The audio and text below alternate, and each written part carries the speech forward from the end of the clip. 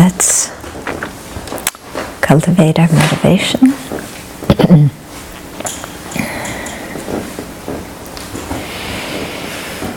And again, have a happy mind because we have this opportunity. And let's approach our study of the Dharma with curiosity, with intelligence, with an open mind.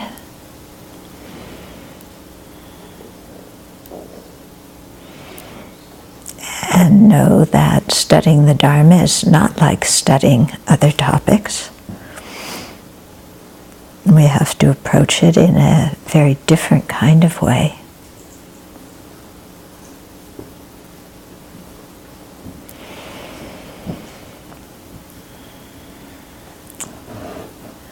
So with respect and appreciation for the Buddha and his teachings and all those who have realized the teachings with direct insight,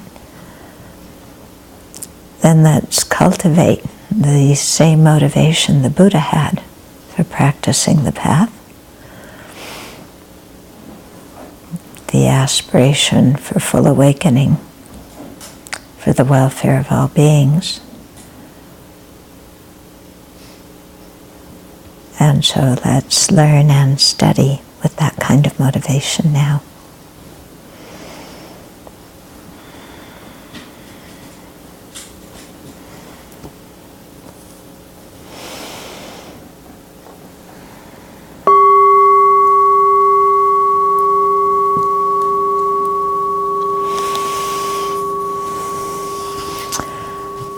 When we study in school, our teachers expect us to remember what they say and tell them what they already know on the tests. When we learn the Dharma, it's not like that. Yeah, we're not expected to understand everything all at once. Yeah, it's known that we have to hear the teachings many, many times, and that each time we hear them, they go in at a deeper level, and we understand them in another way. And our relationship with our teachers isn't like we were talking yesterday in the discussion group about approval, trying to get their approval because it will help our career, or borrowing their name, thinking that our teacher's name will get us closer to enlightenment. It doesn't work that way. Yeah, so it's very much about, it's an individual journey in the sense of listening and really mulling these things over for a period of time and learning to look at things from multiple angles and multiple ways, knowing that our mind is changing all the time, and that what we don't understand now, we may understand later. What seems ridiculous to us now may make perfect sense later, And so to not approach the Dharma like we do our regular studies, because it's really an internal process of transforming our mind and integrating the teachings in our lives. So we're not competing with other students to get good grades. Good grades don't get you any closer to full awakening. So it's a very different approach than what we're used to. And here our motivation is really of utmost importance. In regular schoolwork, your teacher doesn't really care about your motivation. I guess, as long as you pay the tuition and you're enrolled in the class, they don't really, it's not their business what you do with the material or how you digest it or what it means personally in your life.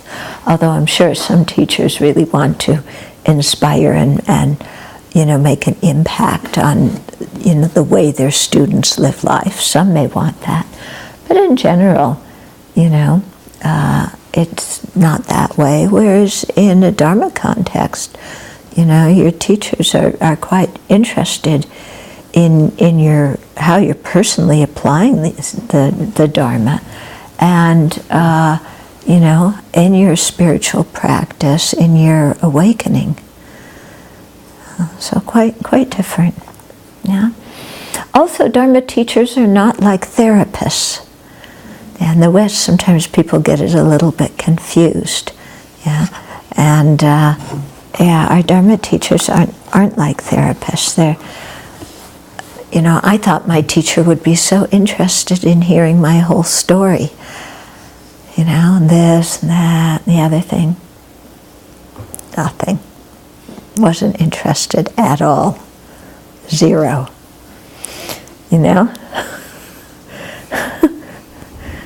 And like the stories I've told you before, I would go in there, expressing my insecurities, and Rinpoche would go, then?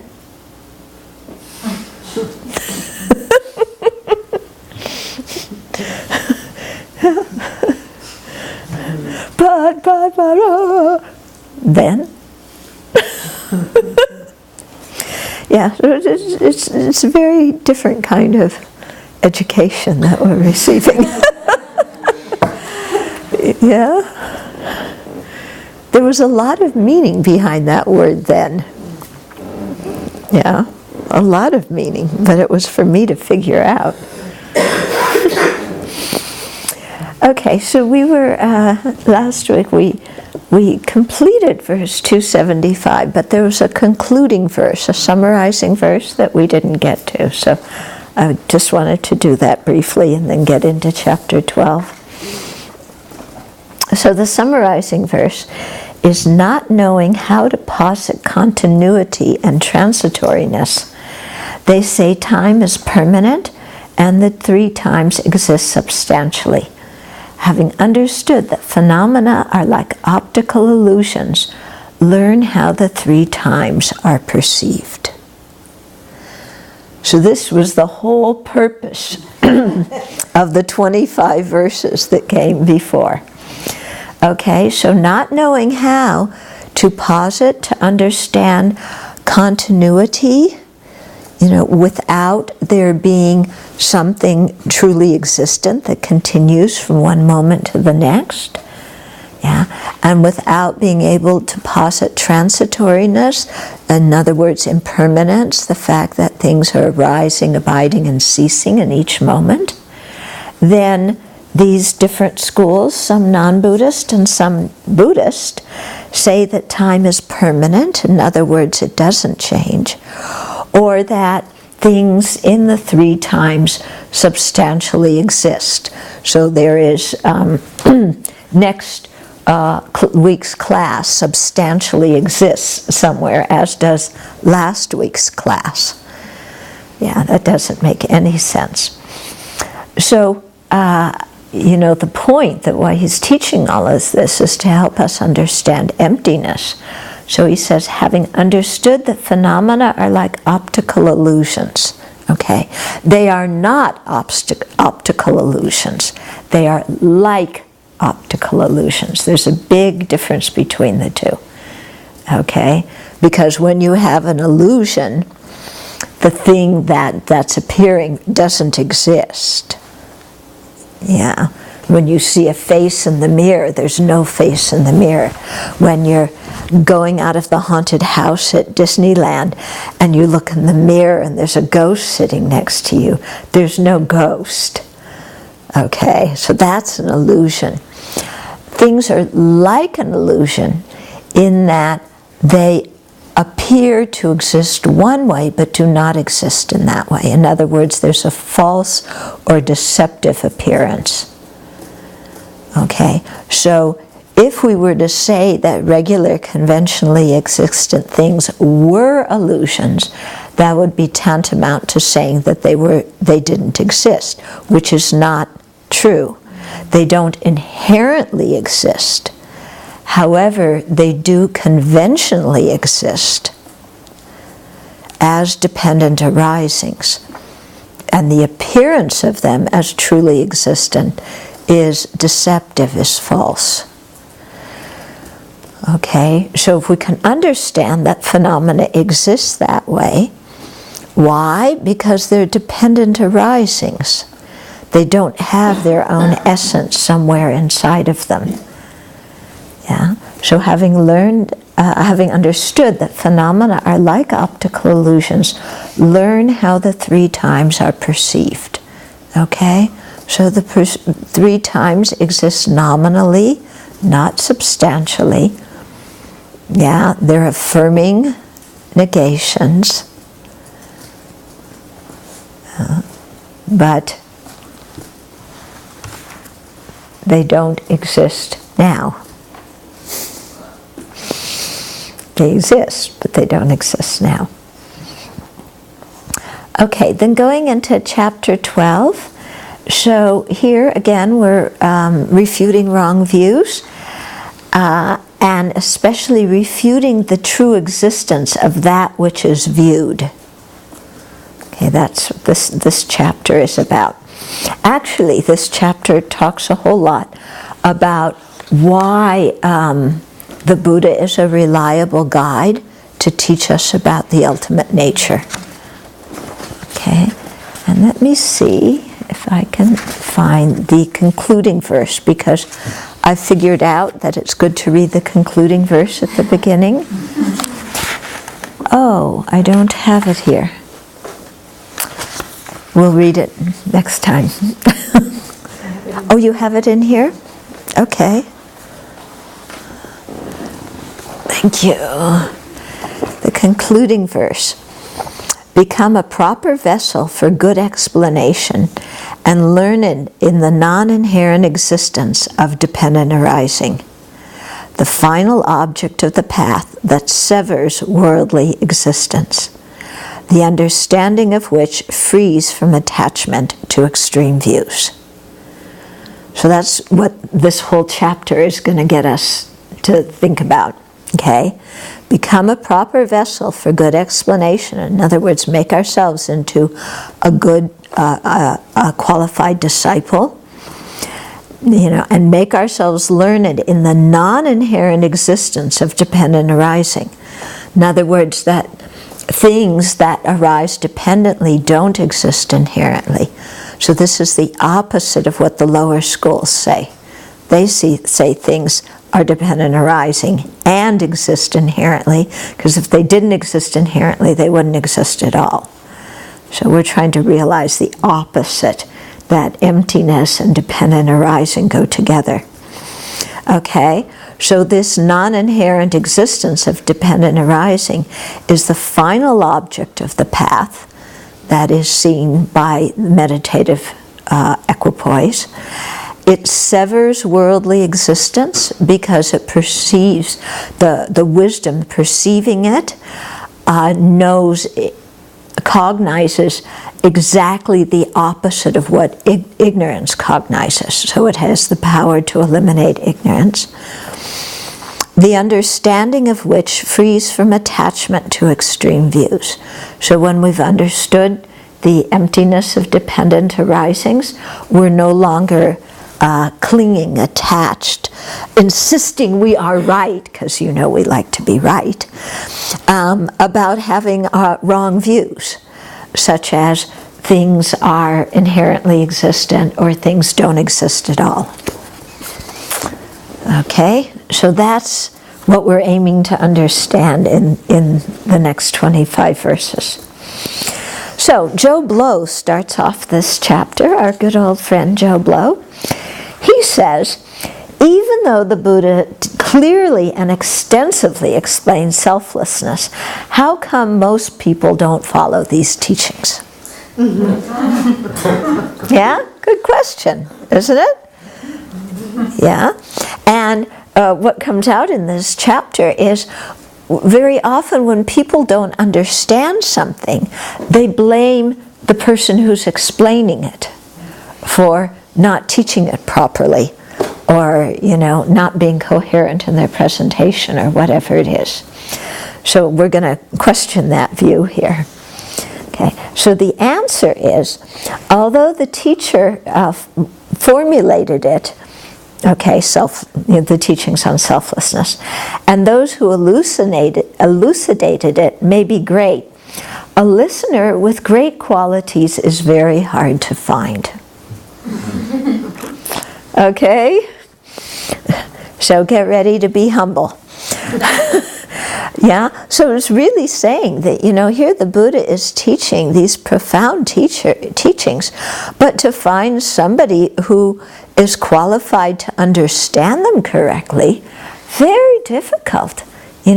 Because people are so filled with wrong views, we're so filled with our own opinions, aren't we? Yeah, chock-a-block full with our own opinions. And, we think we're quite bright. I've gone to school and I know something about science and biology, and of course, science is the absolute right thing. And, so what science is new, this stuff is old. So by virtue of being new, it's better. Virtue of old, it's, old-fashioned. So we don't always want to listen to things that are hard for us to understand, or that threaten our own view of things. We're very habituated to this view of inherent existence. And even though it's the cause of our suffering, we feel threatened when people question this. Yeah? And we've seen that a bit in our discussions too, haven't we? How, we've been conditioned in certain attitudes, certain beliefs, certain emotional patterns. And even though when we examine them, we can see that they repeatedly bring us misery, we don't want to give them up because they're familiar and comfortable. And who am I going to be if I don't do that or believe that? Yeah? Okay, so this is what we're dealing with, a mind full of clutter,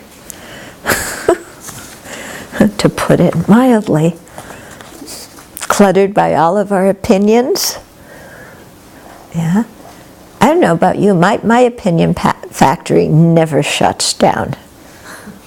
Yeah? Operating 24/7. If you ever need an opinion, come to me, I will give you one. No problem. My opinions are always right. And even when I discover they're wrong and have a new opinion the next day, that new one is right. And the old one was right when I believed it. Because I would never believe anything that's wrong. Why? Because I'm me. And I don't believe wrong, stupid, foolish things. Only right, sensible things. Yeah? So, people who disagree with me are clearly wrong. Yeah, undoubtedly wrong. Okay, so what Aryadeva says, an unprejudiced, intelligent, and interested listener is called a vessel. Is that me? I'm prejudiced. Yeah, I'm unprejudiced towards everybody who agrees with me. Yeah, intelligent, yes, undoubtedly. Interested, if they make it interesting. Okay, so that kind of listener is called a vessel. Neither the teacher's nor the student's good qualities will be taken as faults. Okay. So, this verse is about why most ordinary people don't follow the teachings, the difficulty to follow qualified listeners, and the prerequisites of a qualified listener. Okay? So, we just read the verse, an unprejudiced, intelligent, and interested listener is a vessel. Okay, so first quality of a proper vessel for these teachings, not prejudice. Okay, so somebody who's not attached to their own position or adverse to others. Because if we are attached to our own position and adverse to others, we may not understand a good explanation simply because somebody else explained it. You know? Instead of listening to the explanation and thinking about it. Well, somebody over here said that, so that's not going to be true. Okay? So not being like that. Then intelligent, this means being able to differentiate between good and bad explanations, things that make sense and things that don't make sense. If we don't have this kind of intelligence, then it's very likely that we will reject a correct, good explanation and adopt some wrong, strange view, because sometimes the wrong views emotionally feel better to us. Yeah? Uh-huh. So would you say it's more important to be, educated? I guess talking about, educated intelligence or just, wisdom intelligence? More our own wisdom intelligence, not necessarily educated intelligence. Because sometimes an education increases your internal wisdom. Sometimes it can make you more arrogant, more attached to your views and not wanting to listen to other people. Or it can make you more solid about some wrong views that we have. Yeah, simply because we don't discriminate things very well. So, yeah, people teach you this, X, Y, and Z, and we say, okay, I believe that. Yeah, and then, I believe it. Why? Because they taught it to me. Don't question that. Don't, yeah. Okay. So you find this sometimes. You have very bright people, who are PhDs, who come to the Dharma. They can't understand the Dharma. You talk about the mind, and they say, what's the mind? The mind is just an emergent property of the brain. And you say, well, what about your own experience? What is that cognizant, emotional part of you? Yeah, what is it? Well, it's just the brain doing different things. Yeah? And then I ask them, so that means that when you get upset, you think, oh, it's just my brain activity? It has nothing to do with the situation or nothing to do with my views or anything? Yeah, they have a hard time answering that. Okay, so, to be intelligent in the sense of being able to think clearly and assess and evaluate things so we can decide what makes sense. Okay, third quality is have a keen interest, to be sincere. Okay, and that's important in order to be a Dharma student, because without having a keen interest or sincerity, we're not going to make an effort to learn. Yeah, we'll just kind of shrug it off. Or if we aren't sincere, then we will listen with the wrong motivation. Oh, I'm listening so I can gain lots of information, and then I can gather a group of people around me and teach them what I've learned and be the great guru. Yeah? So their motivation is not to transform their minds, but to gather information so that they can have a career for themselves. Yeah? Being a teacher. They talk about this in the scriptures, and they talk about not being an upside down pot, not being a pot with a hole in the bottom, not being a dirty pot. Yeah? Okay. Then being sincere, having a keen interest to really discover what the correct path is, really wanting to learn the Dharma. Yeah, some strong spiritual yearning inside. Then fourth quality is somebody who is respectful and appreciative of the teacher and the teachings. Okay, again, that, are people appreciative of the teacher and the teachings? One of my teachers, he speaks English, but it's not fluid English, and he coughs and clears his throat a lot, and many people just leave the teachings because they don't want to listen to that. Yeah? Okay, and then another quality of a good listener is somebody who's completely attentive.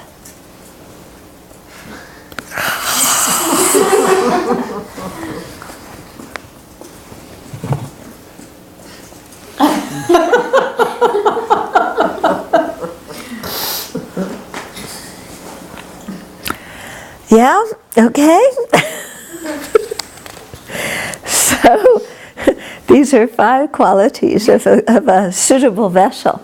What do you think? Do you have those 5 qualities? Yeah? This is for us to examine, do I have these qualities? And if I don't, how can I gain them? Yeah? If I don't have these qualities, how, then, or put it this way, the more I have these qualities, because these qualities aren't just you have them or you don't, they're things that grow over time.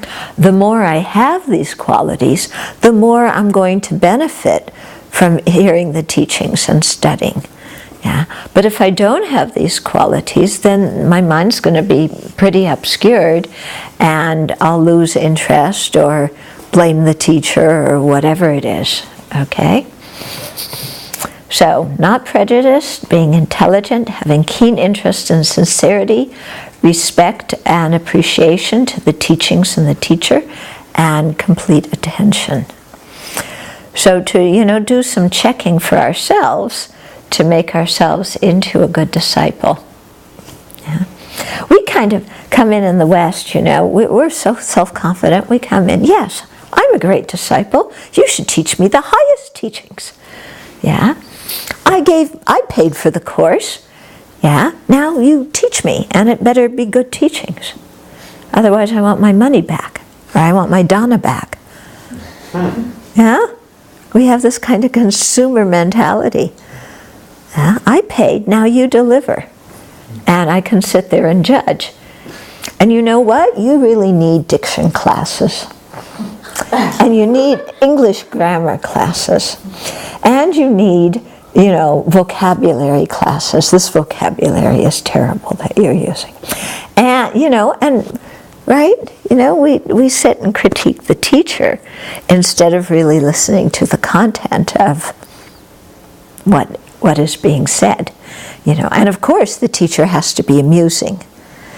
Who wants to listen to a boring teacher? Yeah. So your teacher has to tell jokes, they have to be funny, they have to make the class long enough so that you got your money's worth, but not so long that you're tired and bored afterwards. And they're supposed to know how long that is. And time their lectures accordingly.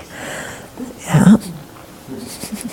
And present you with a well-organized syllabus at the beginning, with an outline, yeah, so that you don't have to think what the outline is and write it down for yourself, and you don't have to take notes and find the important points, because they're going to make a PowerPoint with all the points, important points listed in it, yeah.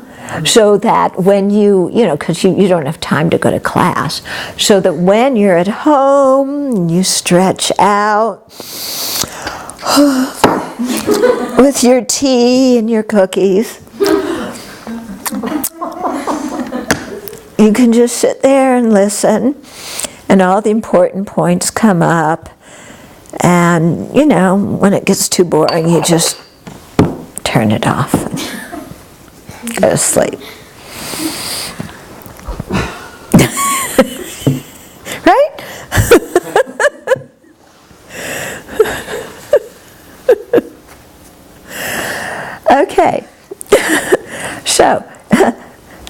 listener with these 5 qualities is a fit vessel for the teacher, for the teachings, and they will recognize the teacher's good qualities and understand the clarity and orderliness of the teachings, and they will also understand the good intentions of the teacher and the good intentions of the other listeners.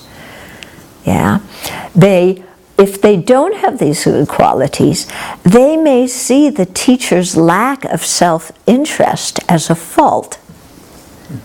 Yeah, remember these 2 lines here? Neither the teacher's nor the student's good qualities will be taken as faults. If we aren't a suitable disciple, we will see the teacher's good qualities as faults. Yeah. Why is he reading from that text? Actually, he's reading from 2 texts. He's looking here for the outline and then going back to there. This isn't fluid at all. He should have prepared a nice, neat outline, photocopied it, and passed it out so that we have it. Complete with the quotes. Yeah, so that we can easily differentiate what is the Buddha, what is Chandrakirti, what is Jay Rinpoche, what is Gyaltsen Jay's commentary on Jay Rinpoche, what is our teacher's commentary. Just, lay it out all nice for me. Yeah, and then I can look at it while I'm drinking tea. Okay, so if we have good qualities, we won't see the teacher's good qualities as faults. If we lack good qualities, we'll see their faults as virtues, and we'll see their good qualities as faults. Yeah. I told you guys about that one person I knew in Seattle who was going to somebody who got drunk, and they found him flat out drunk on the sidewalk. And, kept going back to that teacher, saw good, these kind of qualities as virtues. Not sure why, but,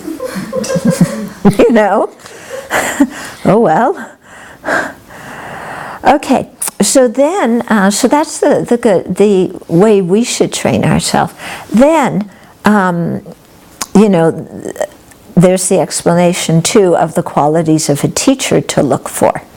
In other words, not everybody who has the name or is advertised as a teacher has to be your teacher or is an actual teacher. Yeah, so especially in the West, you have to be very astute about these kinds of things. Okay, so Maitreya in Sutra Alankara talked about the 10 qualities of a teacher. We did this in the Lamrim, but let's just go through them anyway. Okay, so discipline, because they abide in the 3 sets of ethical restraints. Calm, because they have some concentration, so they've been able to subdue the gross defilements. Very peaceful, due to their practice of wisdom. Rich in scriptural knowledge, having the wisdom that understands emptiness. Their knowledge is greater than the students in the areas that the students are seeking guidance in. They have wisdom and skill in presenting the teachings and also in guiding others. They have love and compassion as a motivation for teaching, not gathering a following and receiving a lot of offerings. They're untiring in their effort to help the students. And they're patient in teaching and guiding students and able to bear their ingratitude. Yeah? And it's true. I mean, sometimes we look at how we treat our teachers. I mean, this is the person showing us the way out of samsara, and we look at how we treat them. Okay? So a teacher has to be able to bear that. Finding a teacher with all 10 of these qualities can be difficult. So they say, okay, if you can't find one with all 10, then 5. Okay? In other words, as many as you can get.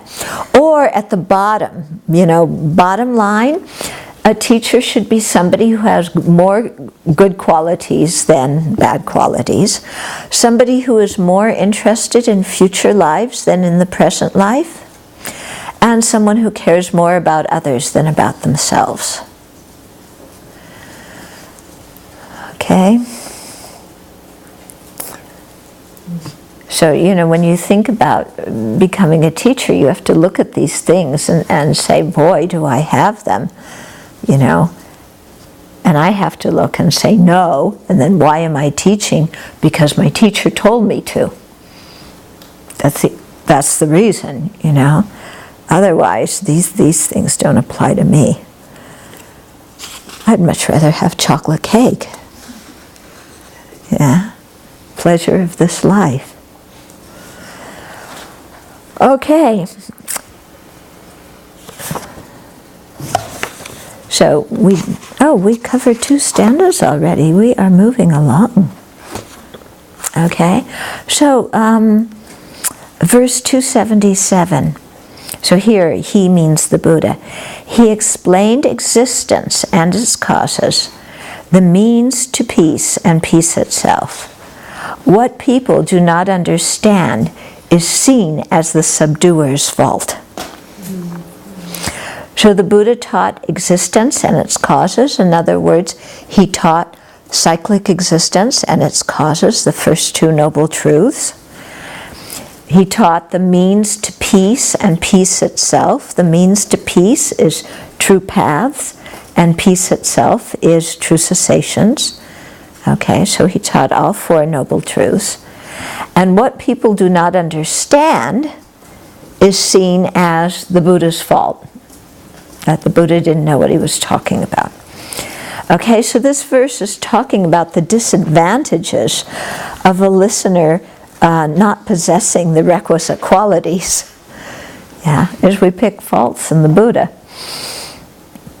Okay, so though the teacher may be perfect, listeners without the above qualities won't see their own faults, but will think faults are virtues and virtues are faults.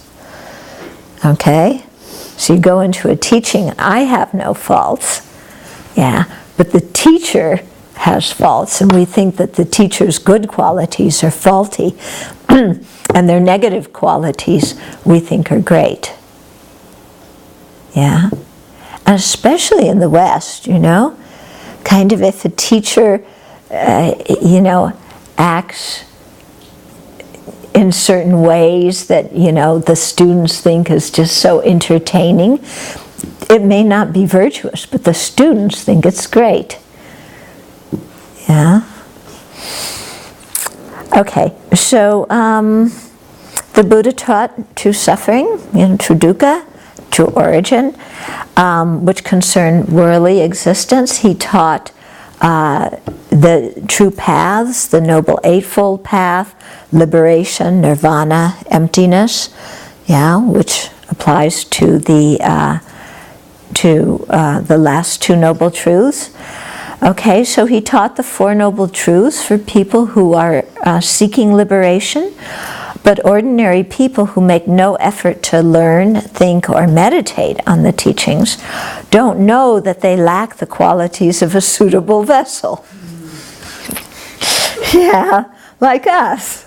We don't know the qualities of a suitable vessel. We don't know that we lack them, So whatever these people don't understand, or whatever they misunderstand, they see as the Buddha's fault, saying that he didn't explain it that well. Yeah? So it's easy, sometimes, especially when we get philosophical texts and the vocabulary is very difficult and the sentences are the same length as a paragraph. Yeah, because they're trying to translate directly from Tibetan, where you can, really you have something this long, and it's perfectly fine in Tibetan. Having done this and having done this, you do this, and then having done that and then that, you do this, and then 10 minutes later you get to the end of the sentence, and it's fine, but people will say, oh, what are they talking about like that? I want nice, clean sentences, subject, verb, object. When I diagram these sentences in these Tibetan texts, it's impossible. Yeah. Do you remember when you used to diagram sentences? Do they still diagram sentences now? Yeah? Did you diagram sentences in high school? Oh, we'll have to teach you how.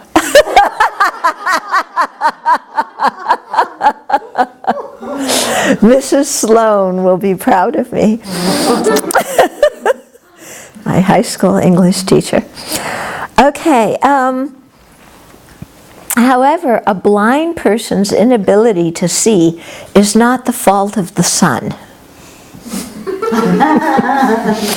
So our inability to understand the precious teachings is not the Buddha's fault. Okay? Yeah. I just remember in the early years when there were not very many English translations, or if there were, they weren't very good English translations. And people would just say, what are these people talking about? Why can't they just speak good English? And, not seeing that something has to come from our side. Okay, in 278. These strange people all agree that by giving up everything one attains nirvana. For what reasons do they dislike that which puts an end to all? Okay, so this is talking about the Buddha's qualities, the Buddha's omniscience, and that it's appropriate to be glad about the teachings of emptiness, that because those teachings annihilate dukkha and the causes of dukkha. Okay, so Joe Blow comes and says, though the Buddha's explanation of higher rebirth is clear, his discussion of definite goodness is skewed, since teaching that everything lacks inherent existence refutes the very nature of things. So Joe Blow is actually a step ahead of us. He says that the Buddhist explanations of higher rebirth is okay. That's better than us, isn't it? So we're going, really? There's all these different realms? Yeah, I don't know if I believe in different realms. Meanwhile, this fly's going round and around. Yeah, do I think the fly is in the human? Are you in the human realm, sweetheart? I think you're in the animal realm. We see one of the other realms. Okay. Yes, thank you for whispering in my ear. Okay, so, Joe Blow gives the Buddha credit for that. But then he says, but the Buddha's teachings on emptiness are wrong, because he's saying that things don't exist inherently. So he's contradicting the very nature of things, because things have some inherent nature in there. Okay, so all the non-Buddhists agree that we attain nirvana by giving up attachment to everything associated with afflictions. Okay? Most of these different schools, even these ascetics, you've got to give up everything associated with afflictions. Got to give up attachment. Got to give up anger. Okay? The thing is, they don't know exactly how to do it. Yeah, and so when the Buddha teaches, gives the teachings on emptiness, which are the ultimate, teachings, or the definitive teachings of how to counteract afflictions, then these people don't like it because it goes against their view. Okay, so that when it says, these strange people all agree that by giving up everything one attains nirvana. So by giving up pleasure, pain, everything associated with afflictions, you attain nirvana. But then for what reason do they dislike that which puts an end to all? In other words, for what reason do they dislike emptiness, which is what puts an end to all these afflictions that they say have to be given up in order to attain nirvana? Okay? So why do they dislike it when the Buddha says that the person and the aggregates don't exist by their own nature? Yeah, when actually understanding this is what destroys the cause of all of our dukkha. Okay, so the King of Concentration Sutra, is quoted here. Yeah, so it says, in nirvana there are no phenomena. Whatever does not exist then never existed. The suffering of those with ideas of existence and non-existence who act accordingly will not be pacified. Okay, so in nirvana there are no phenomena. That doesn't mean literally there are no phenomena, but in the sphere of nirvana without remainder, there are no afflictions or karma or the effects of afflictions and karma. Okay, here we're talking about nirvana without remainder, meaning when an arhat passes away and sheds the body. Okay, thus all opponents agree on their non-existence. Okay, that in nirvana you don't have afflictions. Yeah, you don't have polluted aggregates. That all these things have been shed. Yeah, so everybody agrees on that when they define nirvana. Okay. But then the second line, whatever does not exist then never existed. Okay, that means that even during samsara, the person, the aggregates, the afflictions, all of these things never inherently existed to start with.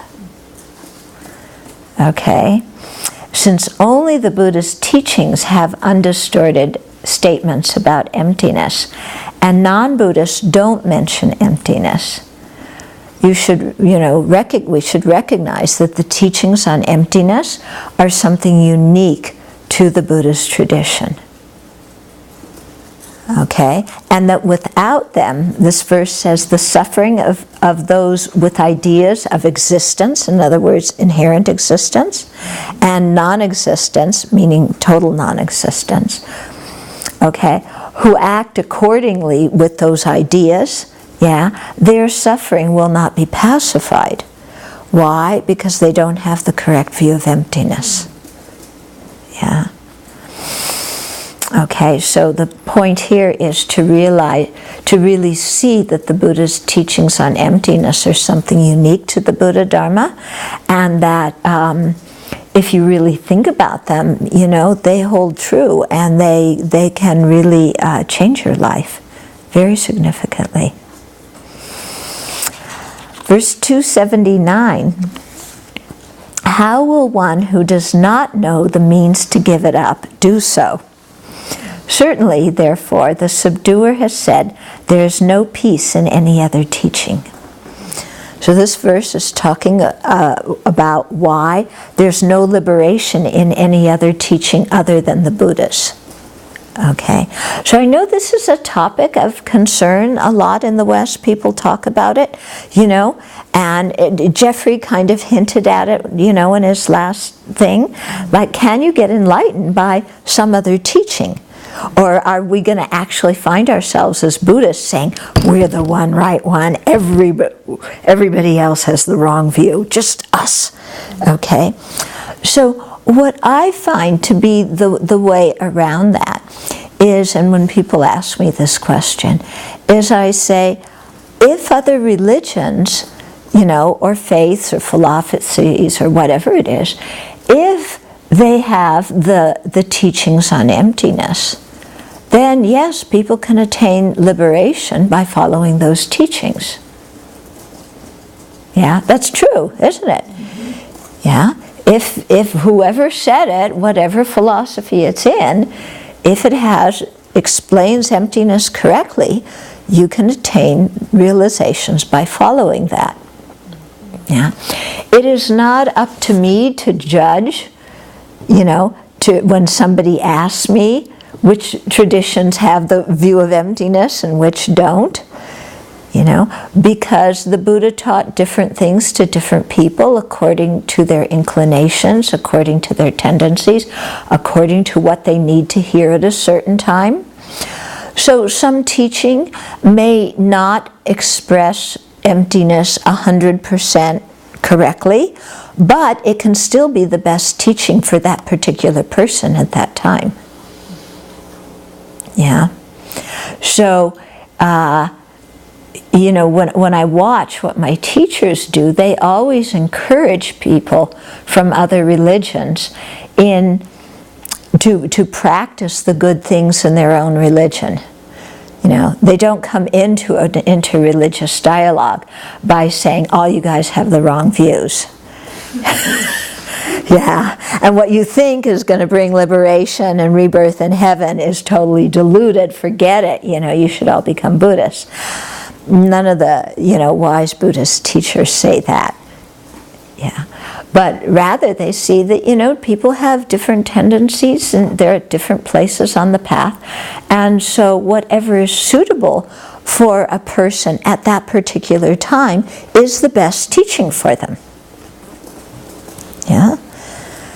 Okay.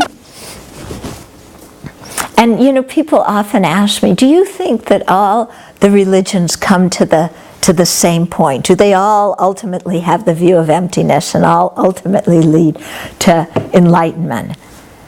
And I always say, I have no idea.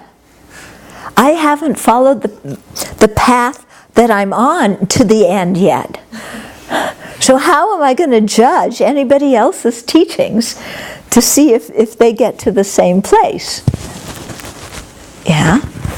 So that's what I say when people ask that kind of question, because, who am I to judge these things? And why are these people asking me that question anyway? Yeah? What I think is totally legit to doing, and what they did in ancient India, is they would debate views. Different people had different views, and you would debate those views. And the reason for doing that was to try and come to the truth, so that people would really know what to practice and what to abandon. So debating views, I think, is completely fine, and that's fine to do. But this whole thing of, do they all come to one point? And, it's like... And you know why I think people ask that question is because they think that if we can say they all come to one point, then we can have religious harmony. But if they come to different points, then we can't have religious harmony, because we're always going to be fighting about who's right. I think that's the underlying assumption behind that, why people ask that. But what His Holiness really emphasizes is saying that it all comes to the same point is not necessary to have harmony and respect.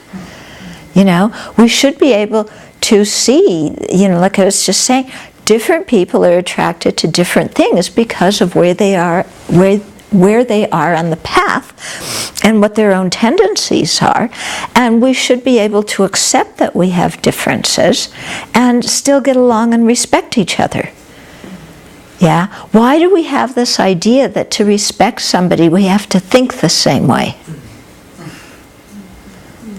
Yeah? Uh-huh. Is that why His Holiness says that we should stick to our own religion? Yeah, I think, when His Holiness says that, he used not to say that. Years ago, he didn't say that. When he started saying it was when the Jewish delegation came to meet him in 1990. There was a Jewish-Buddhist interfaith in Dharamsala at that time. And the Jewish leaders, when they went to see His Holiness, because before they went to see him, they had lots of contact with the West, they had some contact actually, with the Westerners there, many of whom are Jewish. And so they're going to His Holiness and saying, you know, you have our best and brightest. And, you know, why are you taking away our best and brightest? And His Holiness said, you know, if you have esoteric teachings, then you should reveal it to these people. You know, if you have teachings that are going to help them stay in their own faith, reveal those teachings to these people. Okay? But it was after that he really began to say, you know, I advise people to stick to their own religions. Because I for a few reasons, I think he said that. First was because he didn't want religious leaders from other faiths to think that he was deliberately proselytizing and trying to take away their followers, you know, because that doesn't bring harmony in the world, to try and take away other people's followers. Also, he tells some stories sometimes when he says this. One story is about a Tibetan lady, and you know, when there was all the chaos coming out of Tibet, some Christians, you know, took her and her children in and gave the children an education and got her a place to stay. And she felt really grateful to them, and so she became a Christian. And she later told His Holiness, you know, they were so kind to me that I'll be a Christian this life, but next life I want to be a Buddhist again. Yeah, so His Holiness said, you know, our religious affiliation shouldn't be based on, you know, that kind of way of thinking. Yeah, so he you know, wasn't keen on people just kind of, oh, Buddhism is new and wonderful and we're all going to become Buddhists. Yeah, but he does say, you know, if your own religion does not jive with you, then yes, seek, you know, what does, and yes, you're welcome, you know, to come to Buddhism. Okay. It takes him a long time to get to that point, though. Yeah, it does. It does. And I think it's really because he wants people to understand he is not trying to convert people. Yeah, because some people get really upset if they think that somebody is doing that. At first, when he started saying that, you know, some of us old people, we felt like, what, you don't want us? Yeah, you're saying stay to your own religion? I don't want to stay to my own religion. It doesn't make any sense. Yeah, but, you know, then we kind of figured out, no, why he was saying that. Okay. We have a few minutes for questions, if you have any questions. Yeah?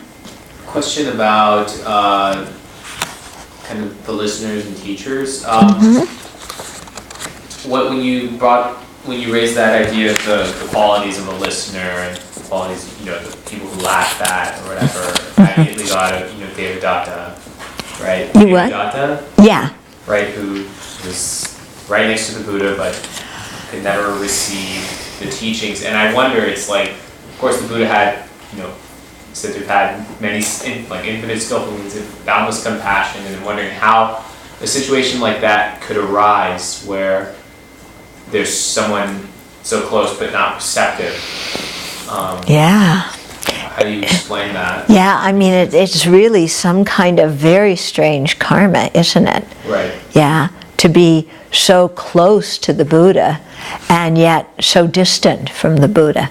Right. So I don't know what kind of karma Devadatta created in the past. Mm-hmm. You know, maybe in previous lives he had some kind of really strong attachment to whoever the Buddha was in a previous life, and just had that strong attachment that would cause him to be born nearby.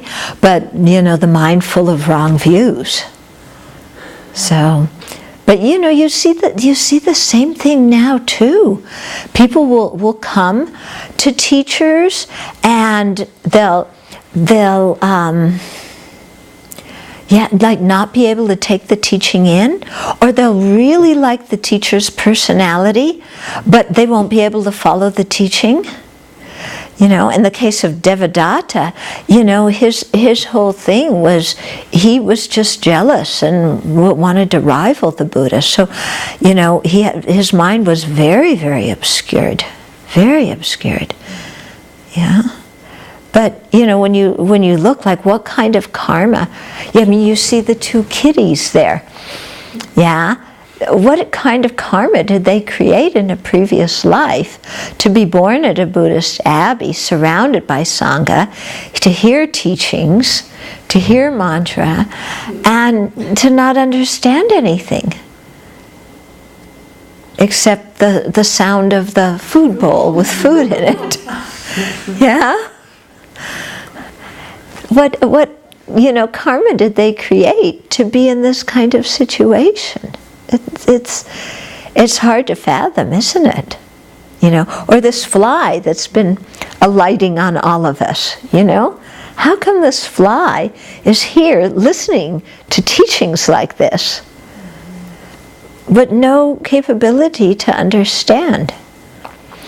When I was in Tibet, they often said that, you know, because there are all sorts of dogs around the monasteries, both in India and in Tibet, and they used to say that you know, the monastics that didn't keep their precepts very well, you know, they have an affiliation, an attraction to the Dharma, but they had the karma for an animal rebirth because of not keeping their precepts. So, do you have to be a Buddha to understand these subtleties? I'm just guessing. Okay? Right. Yeah. Okay. Anybody have anything else? Okay. Yeah. Someone thought that there was if you go to different teachers maybe, and you could have different reactions, right? With one teacher you're totally alert and everything. So is that, I mean, then you have these qualities generally, but with somebody else you don't have it, so it's also independence to who is sitting, right? Yeah. So what you're saying is, when one teacher teaches, you might be awake. When another one teaches, you might fall asleep. Yeah. So sometimes you have that quality, and sometimes you don't, and that's a good reason to blame it on the teacher's dull presentation.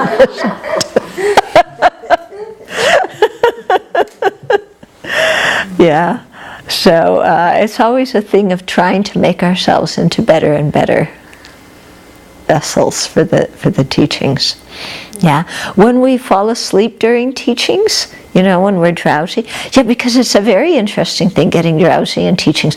You can be 100% alert before, and as soon as you sit down, clunk. As soon as the teaching ends, boing, wide awake again. Have you noticed that? And that when you're drowsy, it's not like regular sleep. It's like you're being drugged. You know, there's the feeling of like you cannot stay awake for the life of you. You know. So this is because of, you know, destructive karma that we've created in a previous life. You know, probably falling asleep in previous lives, but you know, stepping over teachings, you know, stepping over Dharma books, stepping on them, not treating the representations of the Dharma respectfully, not speaking respectfully of the Dharma. Yeah, so you can see when our minds lack respect and consideration, we're creating the cause to not meet them or not be able to stay awake when we do meet them. Okay, so then it's very good to do a lot of prostrations to try and purify that karma. And don't fall asleep while you're doing the prostrations. So is that drowsiness then exhausting the karma, or is it a continuation? Well, yeah, it depends how you look at it. If it's just, you know, okay, I'm exhausted, you know, I'm tired, I'm falling asleep, I'm not even trying to fight it, you know, clunk. then it's just the karma's getting used up, but because of your attitude, you're not purifying, and you might even be creating some more because you don't care that you're sleeping in teachings. Yeah. On the other hand, if you realize that you're falling asleep and you're trying to stay awake, and then maybe you do the taking and giving meditation and say, can all my sleepiness and all my obscuration suffice for the sleepiness and obscuration of other living beings? And you try to do that, then you're actually purifying that karma. When I do that, I think about that. Yeah. May I be able, when I'm fighting the drowsiness that comes in waves and stuff, I just think about, may I be able to do that for Karuna and Maitri and all the beings who are unconscious during the teachings. Mm-hmm. Yep. Having a good nap. Not even waking up, even though we're talking about them. Usually they wake up when we talk about them. Yeah. Not today. Mm-hmm. And on this aspect of being able to bear the lack of gratitude, Mm-hmm. there's obvious things of that. Are there more subtle things that it would be good for us to know about? What do you mean, like what? Well, if a student isn't showing gratitude for the teachings, Mm-hmm. there's kind of obvious ways that the student wouldn't show it, but maybe there's other subtle things that are not so clued in. Yeah, I think it very much of it depends on the student's attitude. Mm-hmm. That showing respect for the teachings and the teacher isn't, this, but it's really your attitude and how you approach things.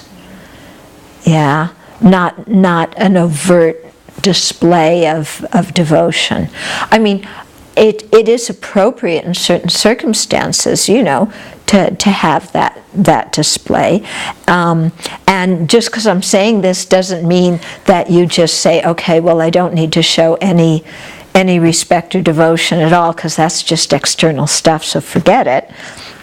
Not saying that, but saying, what's really the most important thing is our own mind feeling grateful for the teachings and for the teacher who teaches them to us. Yeah. And how we show that, could be different for each individual. Yeah. I mean, the obvious ways are we bow before teachings, we bow after teachings, we make offerings, things like that. Yeah. But then there's, all sorts of other ways that, according to the individual, we might do it. Okay. Mm-hmm. So one thing I've been thinking about a lot is about dependent arising and about how everything kind of is interrelated with each other. And and we were doing some of those meditations, and I kind of saw how profound that is. Mm-hmm. But I haven't seen yet how that can really lead to more things other than just, wow, that's really amazing. Yeah. Keep thinking about it, okay? And keep listening to teachings. And, and then as you do, then you get the significance of things. Because, for example, if one practical application in our life is, if we really understand dependent arising, we see that the things, in our life don't depend on one cause or one person or one action. Yeah, that there's a lot of things that need to come together at one time. Yeah, and so then we're like you have a goal, you want to do something. Yeah, then if you don't succeed, then sometimes you say, oh, I was a failure, blah, blah, blah. But actually, maybe it's not that, saying I'm a failure is kind of the idea that I should be able to control all the diverse causes and conditions that are going to bring about that result. But no person can control all those causes and conditions. Yeah?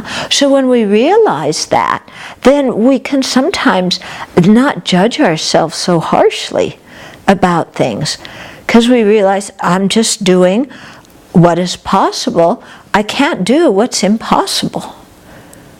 Yeah, I can't control everything that is going on. Yeah, and so that can really release a lot of self-judgment. It can release a lot of the mind that wants to criticize others, because we see that others, they're different people, they're a product of many different kinds of conditioning, not one kind of thing. Okay? So it helps broaden our mind, I think, and be a lot more tolerant.